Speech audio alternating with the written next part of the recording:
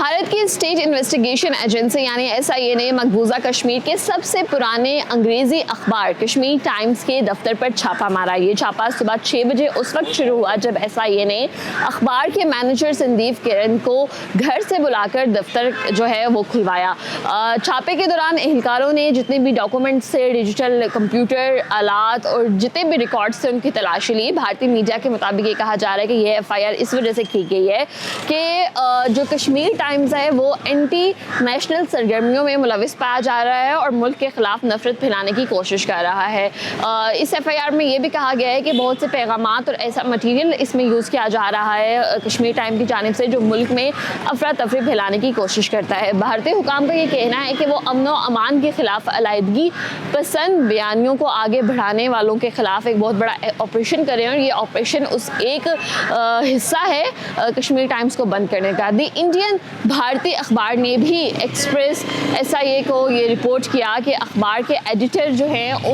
उनसे पूछताछ की गई है। SIA ने जो मौक़िफ़ दिया है वो ये कहा है कि क्योंकि ऑलरेडी कश्मीर टाइम्स को काफ़ी दिनों से हम नोट कर रहे थे कि वो इन तमाम चीज़ों में इन्वॉल्व था, इस वजह से इस प्रोपेगेंडे को रोकने के लिए हमने ये कदम लिया है। दूसरी तरफ कश्मीर टाइम्स के एडिटर्स जो हैं वो कहते हैं कि इस कार्रवाई को जो है वो हमें खामोश कराने की कोशिश की गई है क्योंकि हम सच्चाई दिखाते हैं और उस सच्चाई को जो है इंडिया ये समझता है कि हम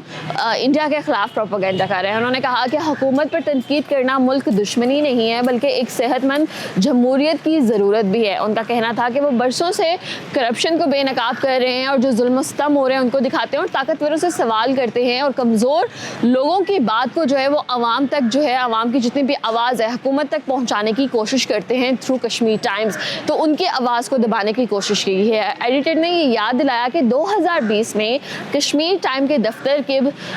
को बगैर किसी कानूनी तरीक़ाकार के सील कर दिया गया था, जिसके बाद इन्हें अपना प्रिंट एडिशन 2021 और 2022 में बंद करना पड़ा और सिर्फ डिजिटल ऑपरेशन पर जो है पूरे इस सिस्टम को मुंतकिल कर दिया गया। कश्मीर टाइम्स का आगाज़ 1954 में जो है वो किया गया था और जम्मू में मौजूद दफ्तर कई साल माली मुश्किलात की वजह से भी बंद रहा था। आज़ाद जम्मू कश्मीर के वज़ीर आज़म फैसल मुमताज़ राठौर ने भी इस छापे की शदीद मज़म्मत की और उन्होंने कहा है कि कश्मीर टाइम्स हमेशा से कश्मीरियों की आवाज़ बना है और इसकी आवाज़ को दबाने की कोशिश की गई है और ये कदम सिर्फ इसलिए लिया गया है ताकि दुनिया के सामने कश्मीर टाइम वो सच्चाइयाँ ना ला सके जो सच्चाइयाँ लेकर आता रहा है। प्रेस फ्रीडम की आलमी तंजीम